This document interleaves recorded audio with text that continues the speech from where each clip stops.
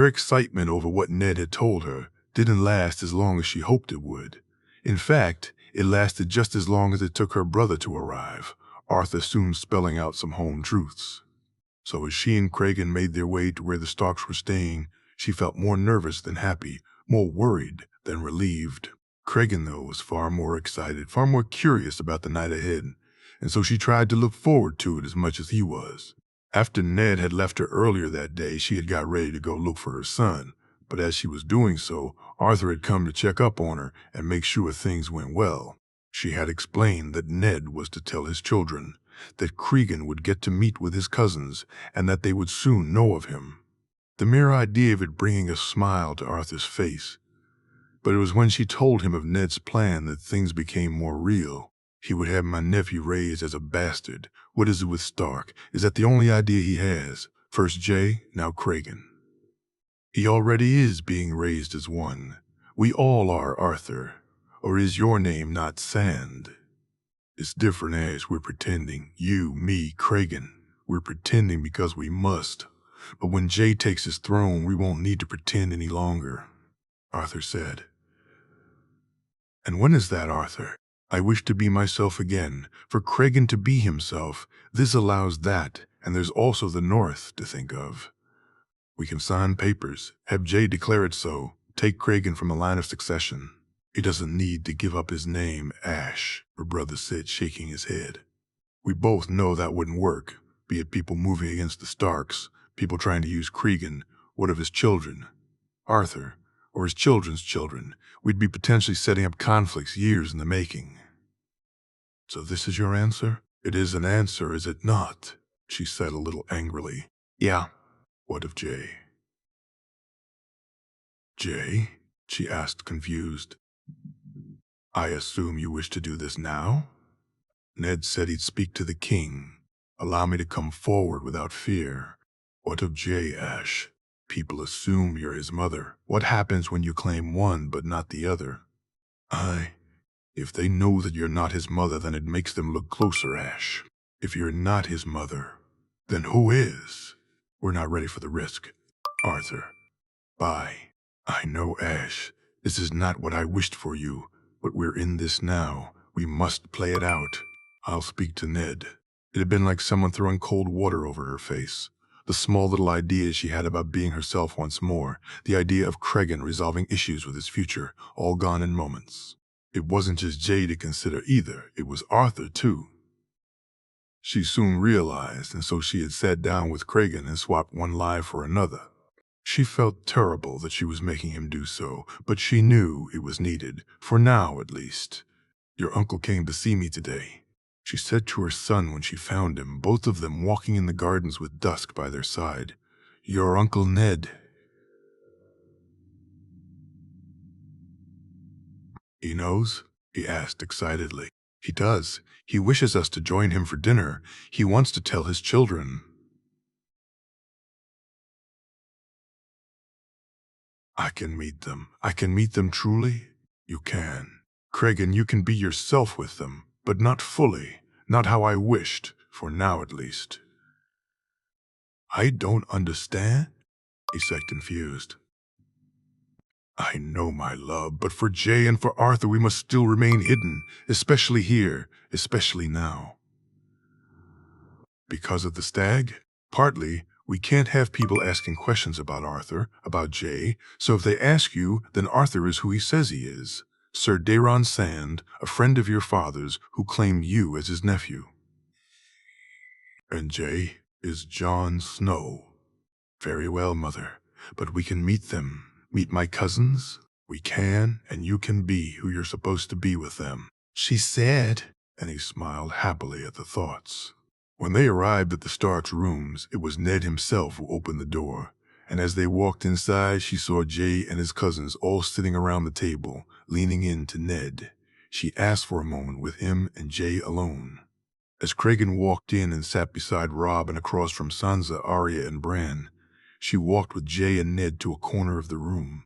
She explained quietly to both of them of her choice, and was glad that Ned looked so reticent, just as she was for Jay being there, for him clearing it up and making his uncle more willing to do as she asked. With that done, they sat down and began to eat, the children looking to her all through the meal, and the oldest boy looking to Cregan and to Jay more than once. She saw how both Jay and Cregan had the two girls and the youngest boy in almost constant laughter, how the oldest would join in, and she hoped that once the truth was out, they'd still feel the same. Looking to Ned, she nodded and waited while he had his children quieten, though it took the girls some time to do so. I have something I need to tell you all. Something that we must keep to ourselves for now, Ned said, and she saw Sansa look to Jay and he leaned forward to whisper in her ear. What is it, father? The oldest boy, Robb asked. Most of you know the story of my brother, of your Uncle Brandon, and what happened to him. And I'll not go into it now, other than to say the truth of things is not what you've heard. Earlier today I found out even more of that truth. I found out that your uncle had a child, a boy, that you all have another cousin. Cregan, Sansa said, looking to him. The wolf? That's why you have a wolf? She asked. It is. Cregan is your cousin, your Uncle Brandon's son, Ned said. She looked around the table and saw both girls smiling at her son, who looked a little more nervous now. She saw young Brandon, a boy who looked as different from his namesake as could be, with his auburn hair and blue eyes. She saw him smile, while Robb looked both happy and worried, and was torn between looking at Cregan and his father, leaving Ashara in no doubt what it was that concerned the boy. I want us to get to know him, get to know his mother, but for now we must keep this amongst ourselves. For reasons I'll not get into, we must not allow anyone to know of Cregan other than who people think him to be. I promise when I can, when I'm able, I'll tell you all why, but for now, I ask you to promise me you'll do this.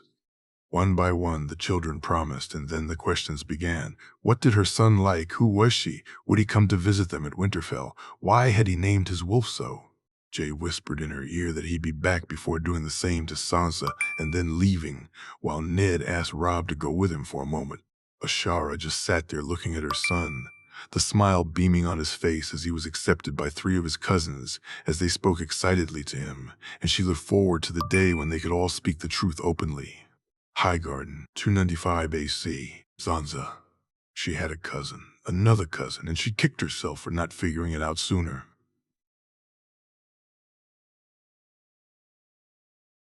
Jon had told her that the wolves belonged to Starks, and Cregan had one, which could only mean he was a Stark too.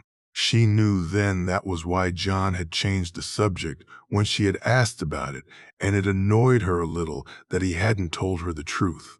Something he must have noticed as he leaned in to whisper in her ear and told her they would talk later and he would tell her everything. Cregan she already liked. He was fun. He reminded her of Jon, of Robb, and she wondered now if it was a Stark trait. Had she had noticed those things before she knew, or if it was just how he was himself. He made her laugh. He made Arya and Bran laugh. He was nice and sweet, and she was happy he was her cousin, happy he was her kin. When Jon left, she found herself closing her eyes as she went searching for the door, just as she had done more than once now. Her connection with Fang was growing much stronger. She could sense things with her wolf that she was sure now she'd ignored before. Looking through her eyes, she found Fang with Ghost and Dusk. The other wolves were in her father's and siblings' rooms, while those 3 were together in Jon's. She saw Jon check in on them and give each a rub, and then walk to tell Joy her story. Not even a family dinner getting in the way of that, and she smiled at how thoughtful her brother was. Sansa, Cregan says he'll take me and Lyanna to the stalls tomorrow before the tourney. Will you come? Arya said excitedly. I can't, Arya. I have things to do on the morrow. Can we all do something together another time? She asked, and Arya looking at her strangely. I'd like that, Sansa. I'd like that very much, Cregan said with a smile. We could still go though, right? Arya asked, and Cregan leaned forward and whispered in her ear, and Sansa thought he not only looked a little like Jon then, but was almost doing as Jon would do, which brought a smile to her face. When her father came back, Robb seemed much more relaxed, and he too joined in, and so Sansa looked to the woman, Lyanna, Joy's tutor, Cregan's mother, and her, oh by the 7. Why hadn't she thought of that? Getting up from her chair, she walked over to the woman and asked if she could sit down beside her before doing so when she was bid. I wish to speak to you, to get to know you some more, Aunt, she said and smiled when the woman did. I'd like that very much, niece, Lyra said. And for the next hour or so, they chatted about almost everything, Lyra being as nice as Cregan and reminding her of Arya's new governess. Their father had explained it to Robb and Sansa earlier about Janelle and Arya practically worshipped the ground the woman walked on, Sansa finding her to be a true northern lady just like Lady Dacey, though she didn't carry a mace. He had also told them he'd speak to them about their mother, something she knew Robb wished to know more on. For her, she had felt surprisingly less upset than she had thought she would be. She didn't wish her father and mother to part, but she also knew there were things about her mother she was unaware of. There was a side to her that Sansa had either tried not to see or that her mother had hidden from her, a side she saw most clearly when she had come to visit Highgarden. You lost in your head again, little sister. She heard Jon's voice as he sat down beside her, Liara having gone to speak to Arya, Robb, and Bran. What? I was just thinking, she said, a half smirk on her face. Not warging. How did you know? She asked, surprised. I didn't, but I know the temptation, the urge to see through ghosts' eyes. I just wished to see where you'd gone. You know where I went, he said, and she giggled. I wanted to be sure, she said. And he nodded. After saying her goodbyes to her father and siblings, Jon, Cregan, her aunt, and herself all walked to Jon's room. Cregan talking dusk and walking with his mother to his own after she bid them good night, while Jon, she and their 2 wolves walked to her room. She was glad she'd not bumped into the man they had earlier again. Something about him made her shiver, and Jon clearly didn't like him, nor did the wolves, and she knew then what Jon had said was right. Jon, why did Fang and Ghost behave that way with that man? She asked when they left the wolves in Jon's room before heading to dinner. The wolves know better than us, Sansa. Just like they can see better, run faster, smell better, they know. Promise me if Fang ever acts oddly around someone, ever growls or acts strange, you'll pay attention. She's warning you about them, warning you to be careful. She's protecting you, protecting her pack. I promise, Jon, she said, and he had kissed her cheek. Reaching her room, she was surprised Jon walked in with her, even more so that he sat down on her bed and asked her to do likewise. I know you have questions about Cregan, about his mother, about whether I knew. Ask them of me and I'll tell you the truth, Sansa, I promise. Jon said. So he had told her, he had asked her to keep it to herself for now, that the secret was just as dangerous as his own, that she would one day be able to speak it aloud, but for now it needed to be unspoken. Liara was a Shara Dane. She and her uncle had been married, though there were no witnesses to it. When he had told her that she found herself worried, not for herself but for Robb, did this make Cregan the heir to the North? He doesn't wish it, Sansa. He wants no part of it.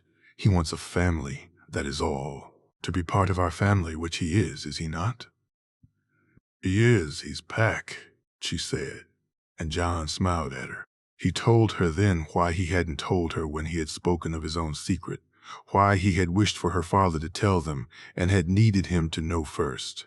When she realized who Ser Daeron really was, she was amazed. Sir Arthur Dayne, the Sword of the Morning. For a girl who loved reading of chivalrous knights and tourneys, he, along with Aemon the Dragon Knight, epitomized all she held dear. That he was guarding her brother's back, was part of his Kingsguard, not only made her feel proud of Jon, but more relaxed about his safety. Something she rarely had been since the attack in the Riverlands. Now, though she could rest easy knowing he had the greatest knight in Westeros guarding him, that her brother would be safe and protected. I'm sorry I couldn't tell you earlier, little sister. Sorry I had to keep this to myself.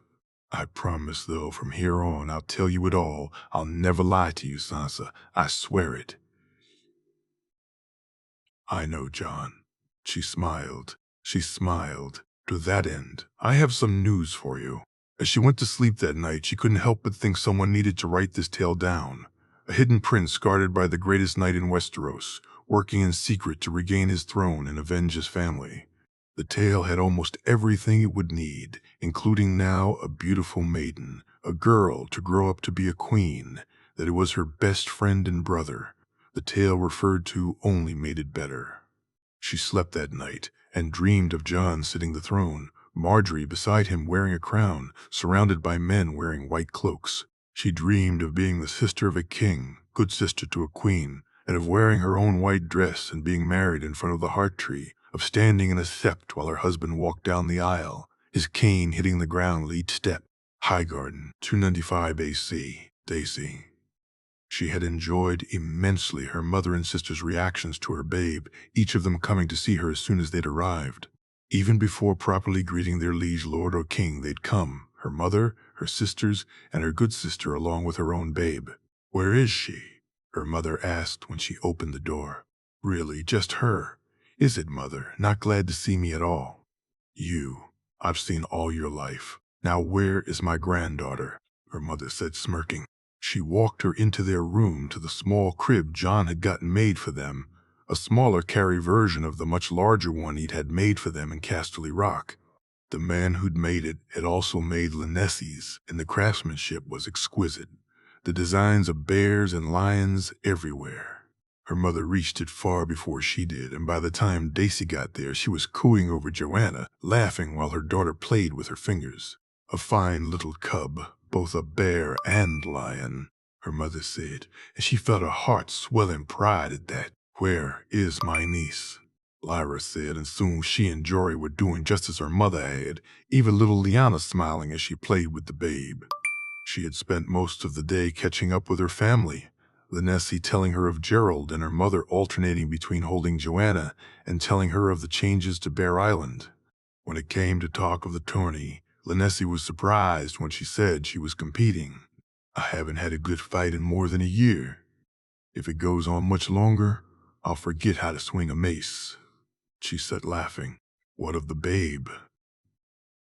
Linessie asked.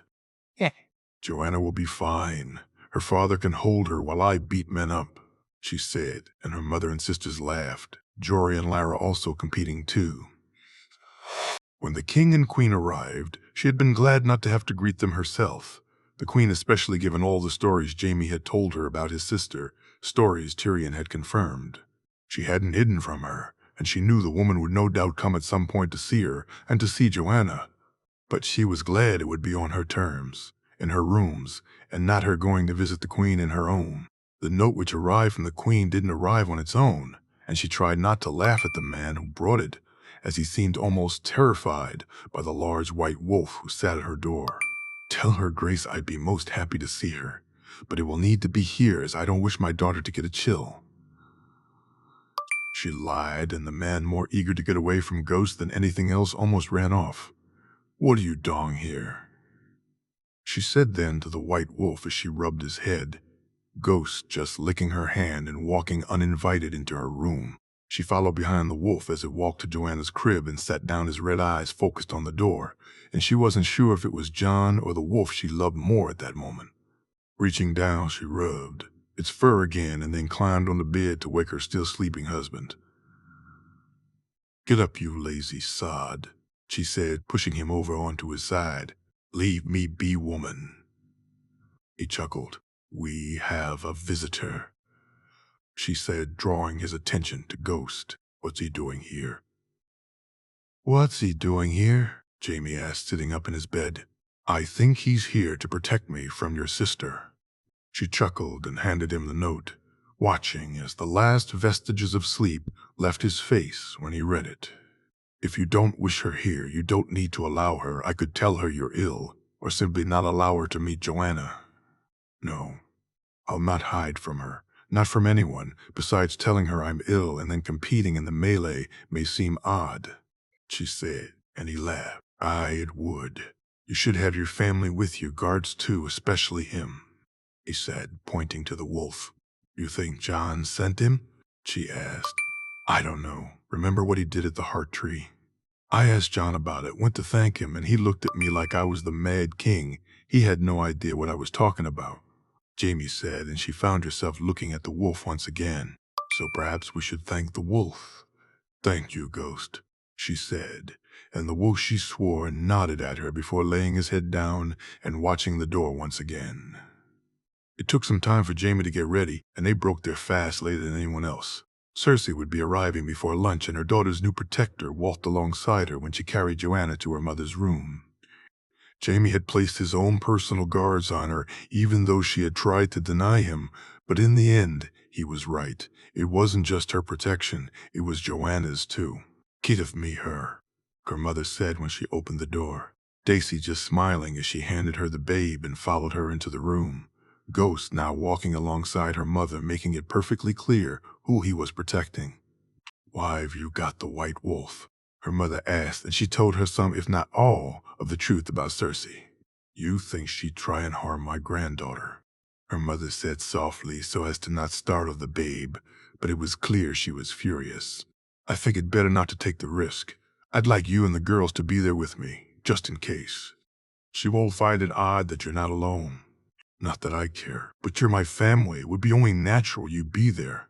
"I will be there." She arrived just after they did, a little later than she said she would be, and Daisy rolled her eyes at the power play, as if it mattered. She could sense the hate in her eyes when she saw her, the disgust in her eyes when she saw her mother and sisters, and finally the surprise when she saw the white wolf laying by the crib suddenly stand up and look at her. "Your Grace, it's not safe with the wolf here. We should have it removed." An ugly-looking dead-faced Kingsguard said, "That's quite all right, Sir Mandan. I'm sure I'm in no danger in my good sister's presence." "Indeed, Your Grace. Ghost only attacks those he perceives a danger, and what could be further from that than yourself?" Daisy said, and watched the smile tighten. "And this must be your family, my good family now." Cersei said, her words laced with contempt. "Aye, that they are, Your Grace, my mother. Lady Mage Mormont, my sisters Jory and Lyra." "A pleasure to meet you, my lady. Ladies," Cersei said. "Your Grace, I've been wishing to meet you for a long time, Lady Daisy, to meet the woman who'll capture my brother's heart so completely."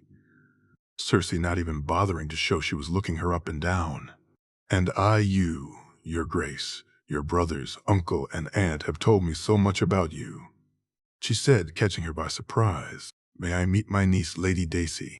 "Of course, Your Grace," she said, and they walked over to the crib where Joanna was sleeping. "Such a beautiful babe,"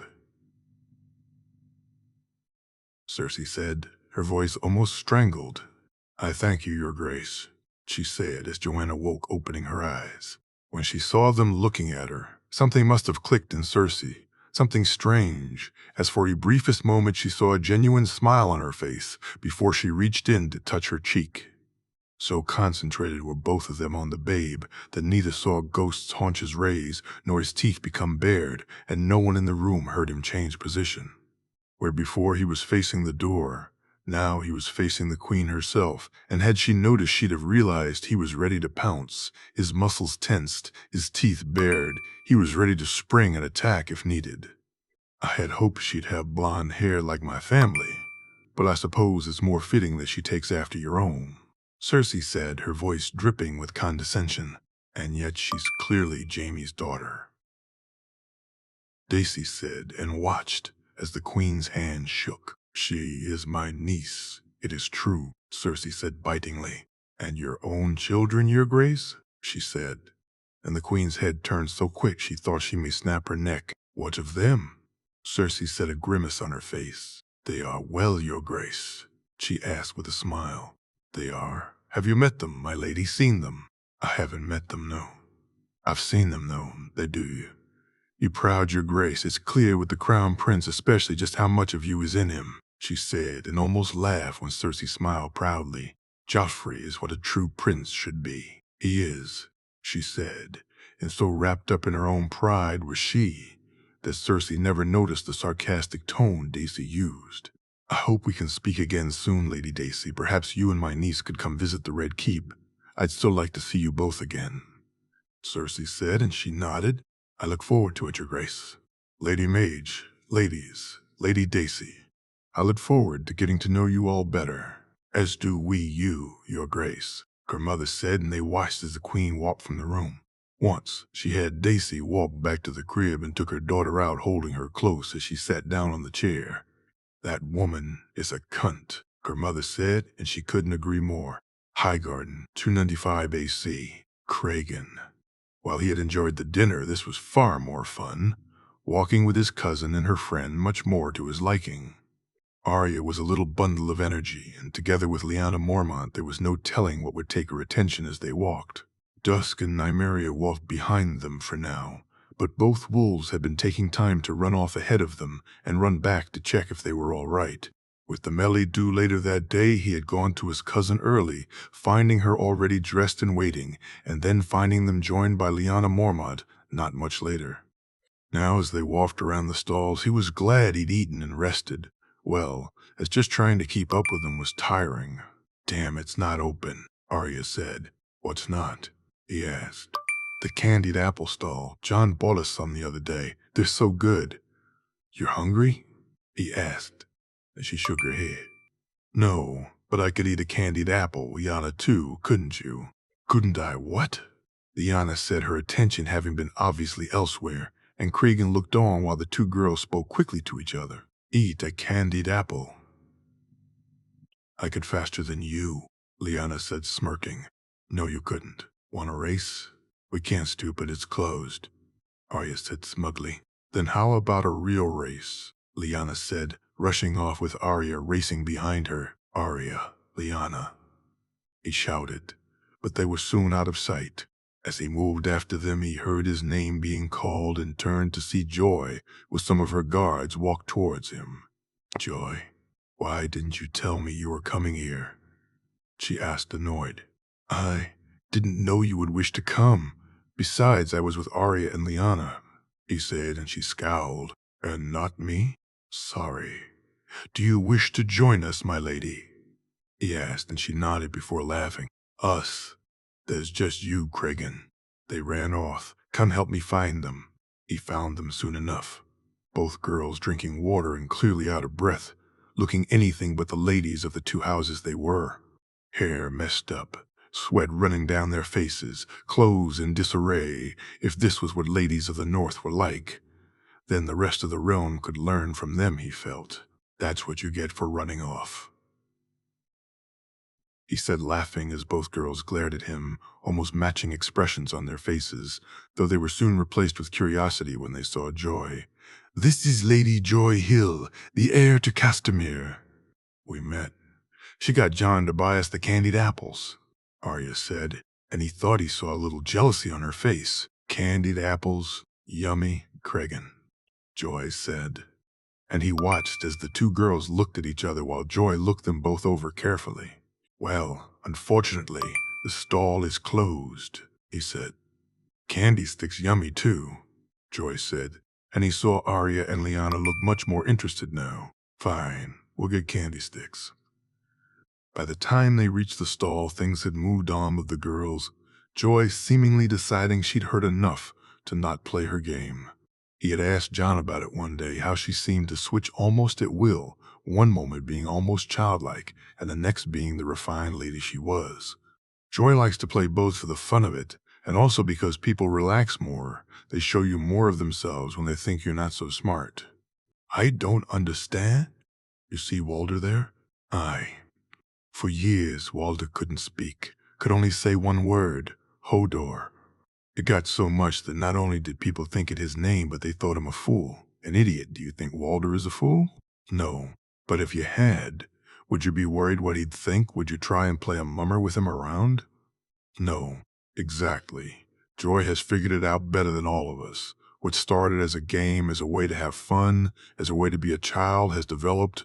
Oh, that part is still there, and we play and have fun. But so is the other. She also uses it for her own reasons, uses it to know who she can and cannot trust.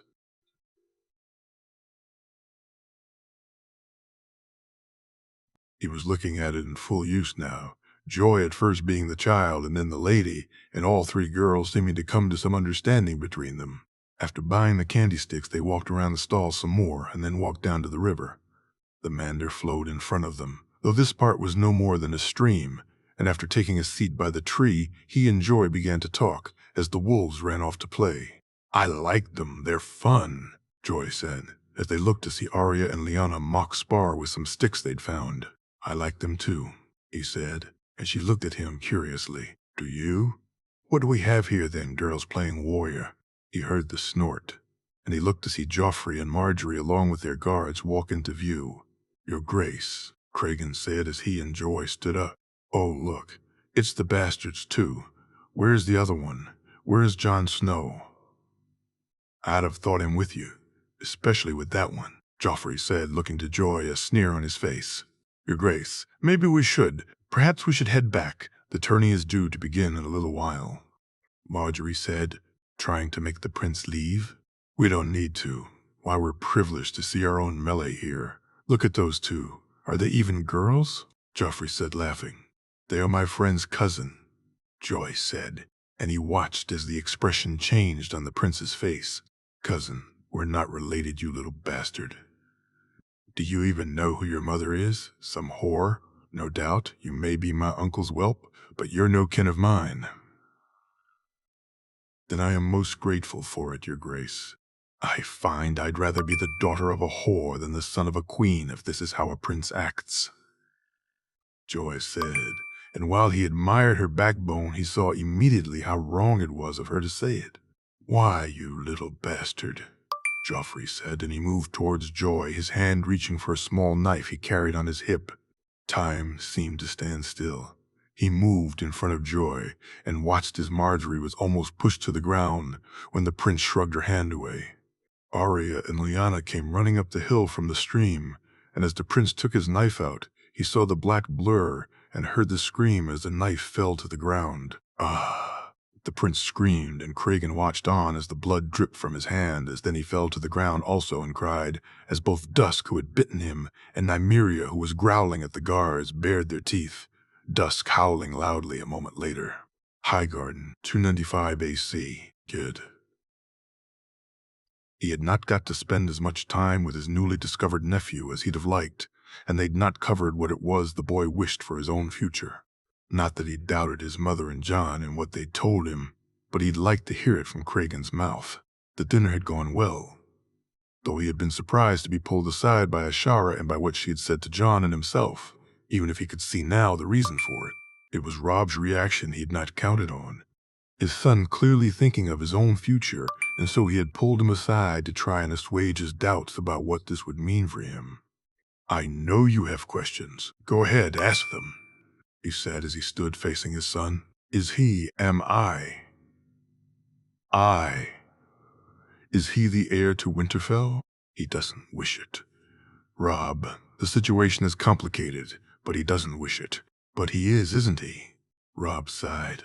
We can't prove Cregan's birth. Robb can't prove him true, and because of that, even if he did want it, it would create too many problems with our bannermen legally for generations to come. His mother knows this, Cregan does too, so that along with other reasons, including what your cousin wishes for himself, have made them decide they don't want to contest the succession. They want no part in Winterfell. Other reasons. It's complicated, but had your uncle lived, then your grandfather was intent on removing him as heir for defying his will. But even before that, it seemed Brandon didn't wish to be heir, didn't want to be lord. He never wanted for his son to have to grow up and be the lord of Winterfell. Why, father? You understand it, son. What it means to be my son, to be the future warden of the North. Your life will be different than Bran's, more full of duty and obligation than your brother's will. Some look forward to that while others do not. It seems your uncle was one who didn't, and who also didn't wish it for his son. And you do? I believe you'd make a great lord of Winterfell, so I do. Father, I wish to speak to you of Lady Winifred. You like the girl? He asked, a small smile on his face. I do, but it's more than that. Those duties, those obligations, they include who I'm to be matched to, don't they? They do, son. We need to think who's the best match politically as much as anything else. And Lady Winifred? It will be a very good match, and if you care for the girl, even more so. I do. Then I shall speak to Lord Wyman when I can. Thank you, Father, for speaking to me on this, for helping. Always, Rob.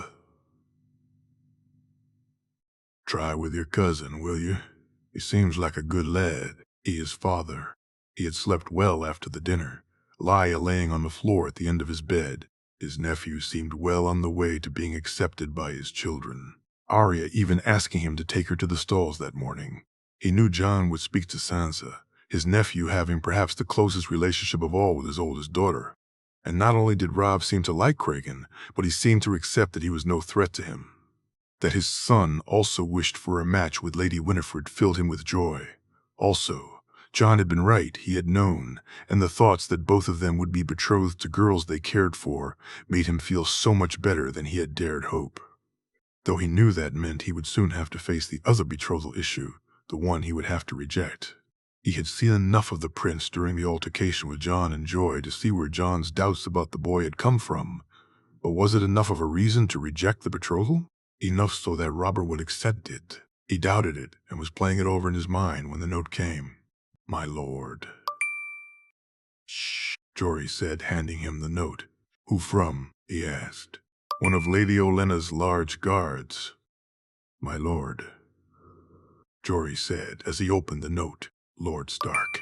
A party has been spotted and should arrive in the next hour. Lord Howland Reed and his family along with some of his men, and Sir Brynden Tully along with some lords and knights of the Vale. As is custom, we shall welcome them to Highgarden. Perhaps you'd like to join us? Lady Olenna Tyrell. Howland was coming. Brynden too. He asked Jory to fetch Bran as the rest of his children had gone about their day already, and rather than call them back, he'd let them be. But he knew his son would enjoy meeting his granduncle again, especially given how excited had he been when he'd told him he was to squire for the man the following year.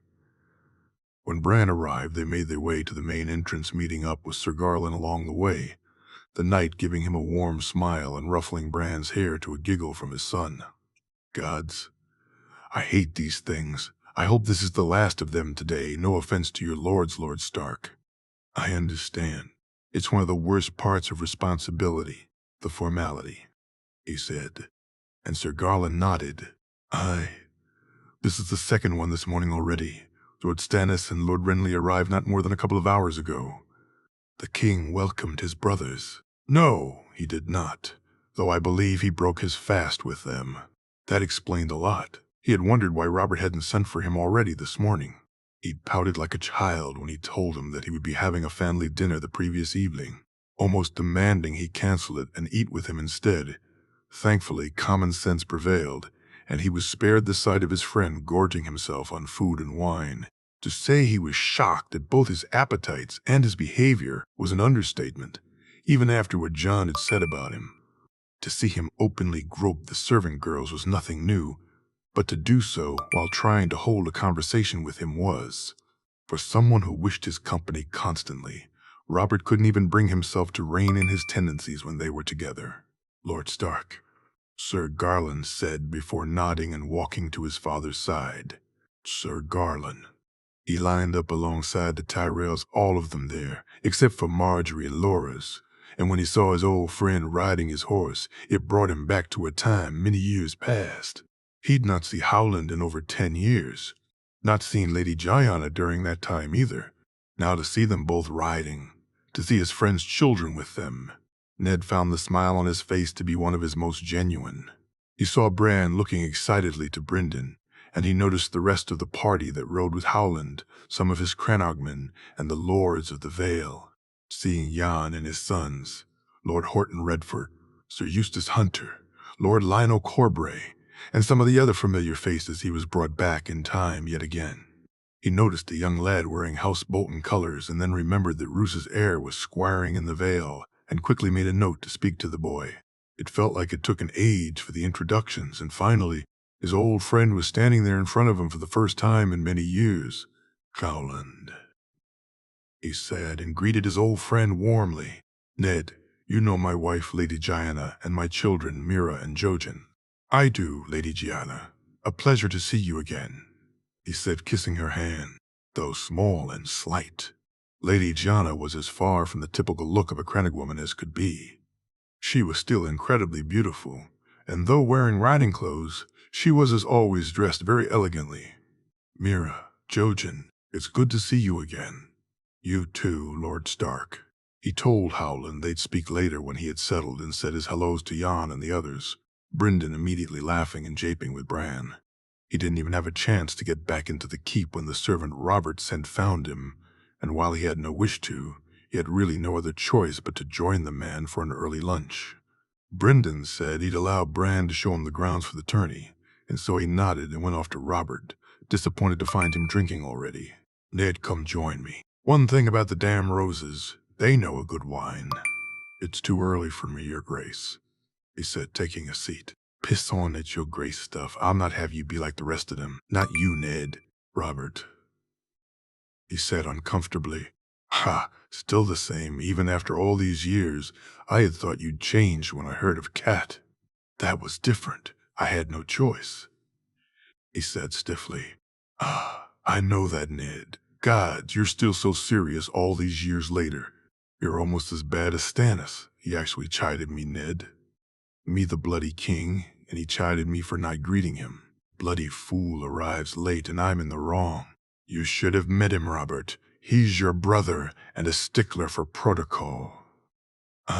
Perhaps I should. I've missed you, Ned. You're my brother. You've always been my brother," Robert said softly. "Speaking of which, I wish to speak to you about." He never got to finish, as at that point the Queen came storming in. "What are you going to do about them? About those filthy beasts?" the Queen said angrily, and since he'd rose when she entered, Ned just stayed on his feet. "Beasts? What the hell are you talking about, woman? Those filthy beasts, the wolves. One of them has maimed my son," she said angrily, and Robert looked to him. "Ned? I'm unaware of this, Your Grace, but if you'll excuse me, I'll go get to the bottom of it." Thank you, Ned."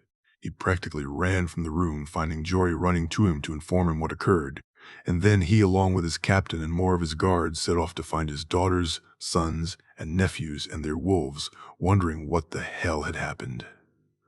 Highgarden, 295 AC. John. Robb had learned some new tricks, it seemed. He was also trying his hardest to pay him back for his prank on him when he had gone to Braavos, though he hadn't yet decided what it was he would do to him. Instead, he was doing his damnedest to knock him on his arse in the sparring ring. But Robb wasn't the only one who'd learned new tricks. Arthur had taught him, Loras, and Brienne some too, as had the fiery handguards that Melisandre had brought with her. So as Robb added in quicker moves as he practically danced around the sparring ring, Jon decided to use some of those he had learned too. When Robb saw him switch hands, he was lost, the strikes from Jon catching him completely by surprise, and soon he was yielding. "How did you do that?" "When my shoulder was hurt, I couldn't spar. During my recovery, I tried to use my left hand and was damn awful with it. Those two put me on the ground in minutes," he said, pointing to Loras and Brienne, who were practicing spear to sword. "So I decided to try and train using my left as much as I can.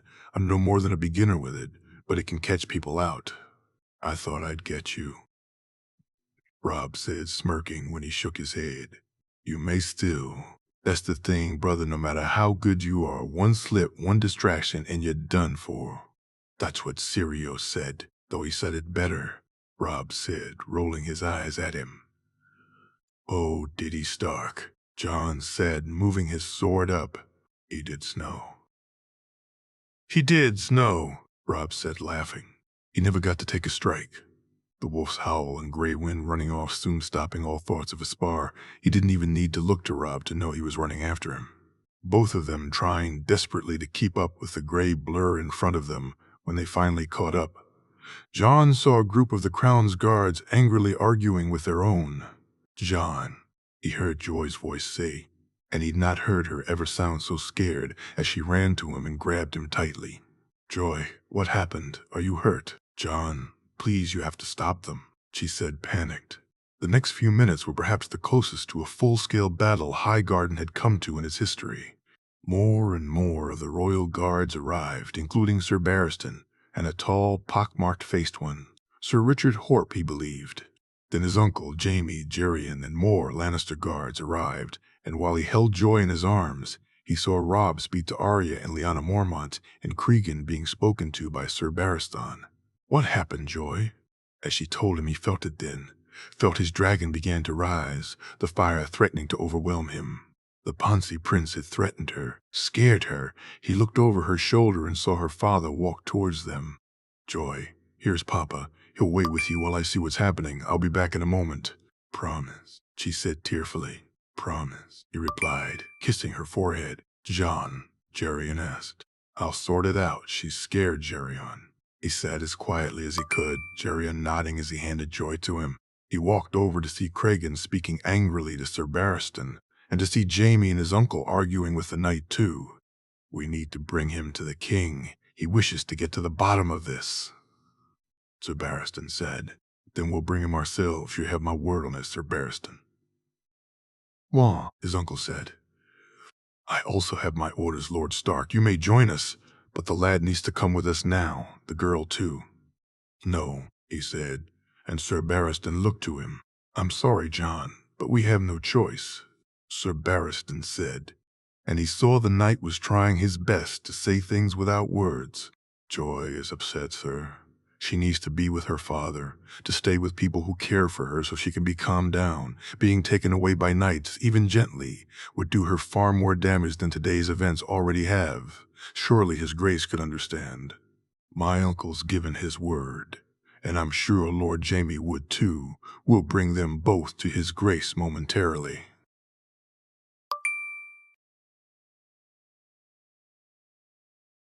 Very well, we'll wait, Sir Barristan said, and he gave him a smile. Getting the full story from Cregan only made his anger even worse. Looking around at the now 6 wolves, he wondered where Ghost had been, having not seen the wolf since he let him out the night before. He walked back over to Joy and Jerian, and once again Joy grabbed him tightly in an embrace while Jerian looked at him worriedly. Speak to Cregan, he whispered, and lifting the girl he turned and began to walk back to the keep, Ghost and the wolves following behind him. He met Loras and Brienne on the way, Joy leaning against his shoulder, her sobbing having stopped though she hadn't said a word. After explaining it simply to his friends, he walked the rest of the way to the main door and then to his room, asking them to give him a few moments with Joy before they'd need to go to see the king. He sat down on the bed and stroked her hair, and then rubbed her back softly, trying his best to make her feel better, to feel less scared. His anger was still there, but it had been joined by blame, joined by guilt. Was he the cause of this? Had his attempt to show the prince up to protect Sansa ended up hurting Joy? Hurting Cregan? Had he been so blinded by one thing, he'd missed out on the others? Or was this something the prince would have done anyway? Was this who he really was? A petty, vindictive coward, just like his mother. Joy, we need to go to see the king.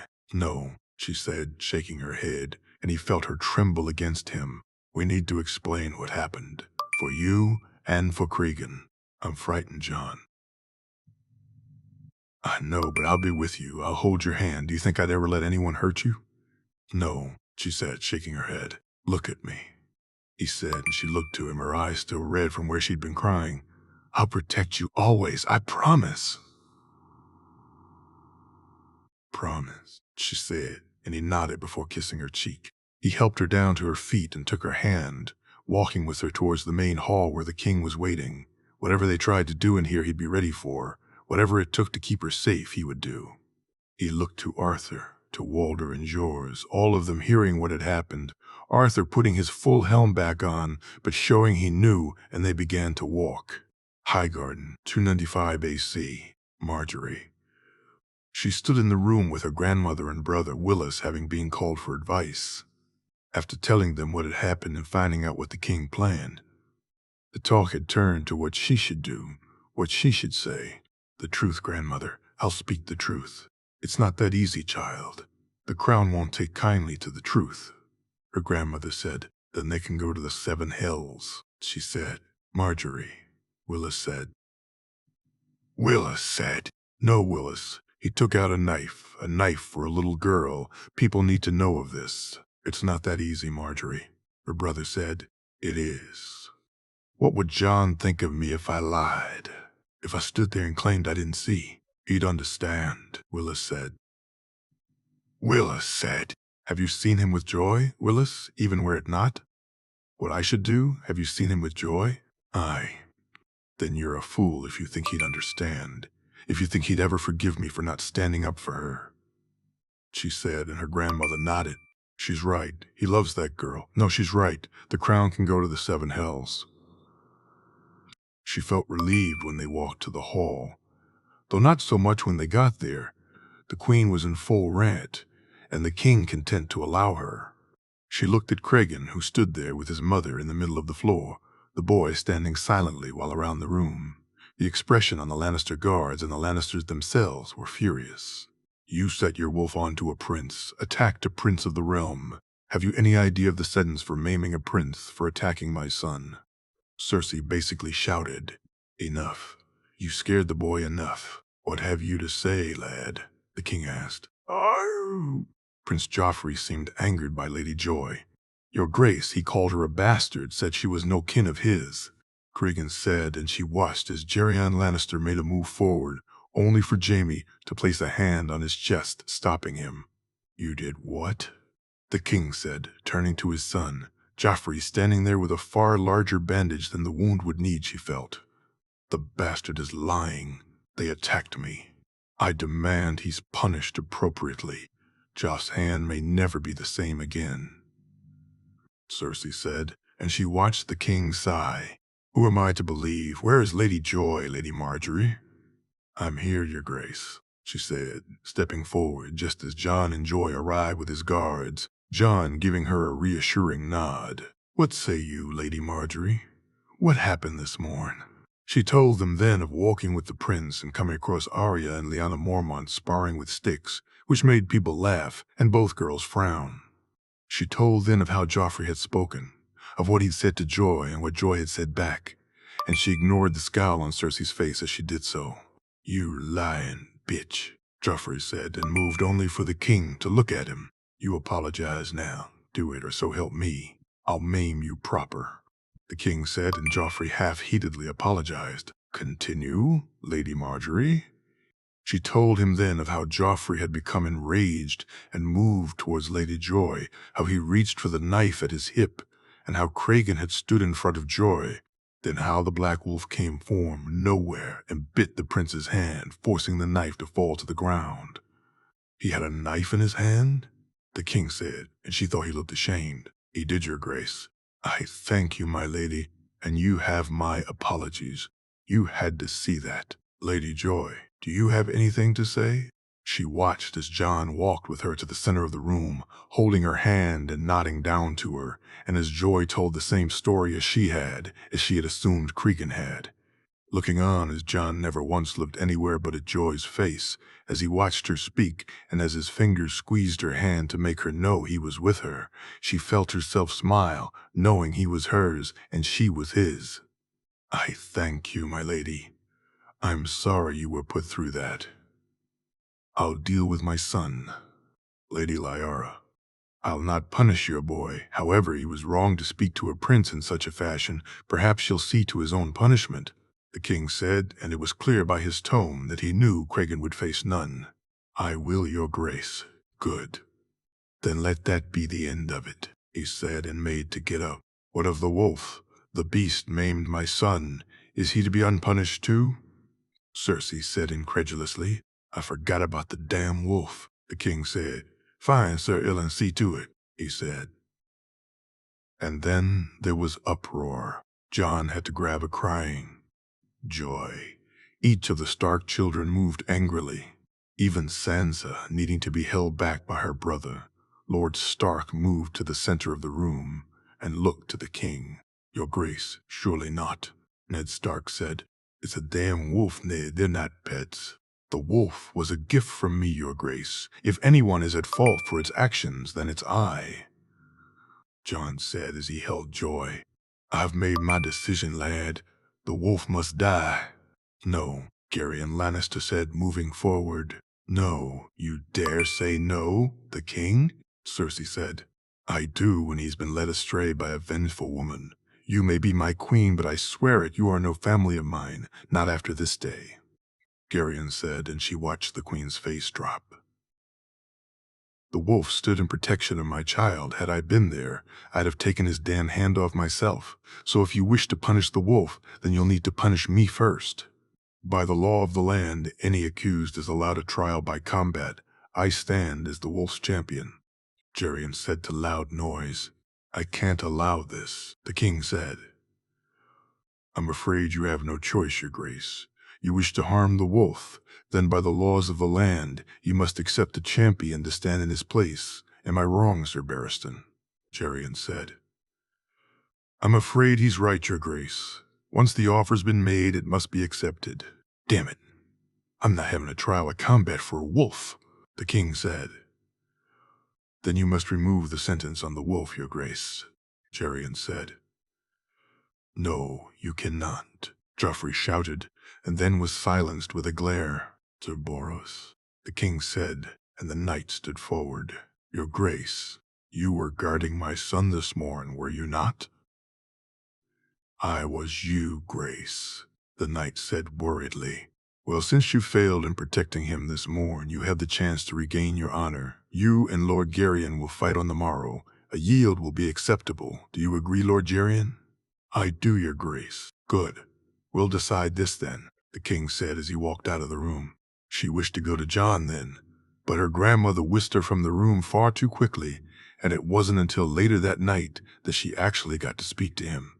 The feast they had for Stannis and Renly's arrival was subdued after the day's events, even if she had been forced to dance with Renly twice. But there were some notable absences. No Lannisters or Starks attended, and Jon and Joy didn't either. "Loras, where's Jon?" she asked after the second dance with Renly. "I think he's with Joy. He has been for most of the day." She got up and walked to her grandmother and parents, feigning tiredness, and then excused herself to the king. Walking down the corridor, she hadn't made it very far when she was stopped by Lord Baelish. "My lady, I had hoped to speak to you," Littlefinger said. "I'm afraid I'm most tired, my lord. Perhaps another time?" "Indeed, my lady. I wish to apologize for his grace. He is not usually like that." He said, a false smile on his face. "As you say, my lord, but I can only go with how he behaved today as my guide. Perhaps if you and he were to spend some time together, you'd see the truer side of the prince. Truer than today. I doubt that very much, my lord, if you'll excuse me." "My lady," he said, as she could feel his eyes watching her as she walked away. He wasn't in his room, and so it was to Joy's. She went finding his guards all outside. Given the events of the day, the melee had been called off and would instead be held on the morrow. Marjorie, though, felt no desire to see it or take part in any of this tourney any longer. When Jon opened the door, she was relieved to see him smile at her and invite her in, though he did so quietly. "She's just drifted off. Come, let's sit," he said, and they moved to the chair he had by the bed, and Jon picked it up and carried it to the other one, which was placed further away. "How is she?" "Scared, upset, angry, and worried about her father," he said, and she looked to see Ghost laying in the bed beside her, the girl's arms around the wolf's side. "So you gave her a big, fluffy pillow," she said, and he chuckled. "Jealous?" "Just Marjorie?" he said, smirking. "Very much so. Just Jon. Thank you for today, for sticking up for her. Always," she said, and then exhaled deeply when he took her hand. "I'm sorry we've not spent as much time together as I'd have liked." "Jon, the prince, you know why I've had to?" she asked nervously. "What? Did you think Marge, I understand. I may not like it, but I understand." "You may not like it," she said cheekily. "I very much don't like it," he said, and she felt his fingers entwine with her own. "Remember what I told you about dancing?" he asked, and the fact his fingers were now softly caressing her palm made her unable to think straight. "No. One day we'd be able to dance in public with no fear of anyone seeing. Do you remember that?" I do." She smiled. "One day we'll be able to be who we are, Marjorie, just you and I, with no one able to tell us how we should act when we're together, no one to tell us to hide how we feel." John, grandmother, is right for today, but one day, he said, leaning forward. One day, she said, and he kissed her, this one far better than their first, almost as if they were learning about each other, about what they liked, what they felt, and she couldn't help but think that one day they could do this whenever they wished.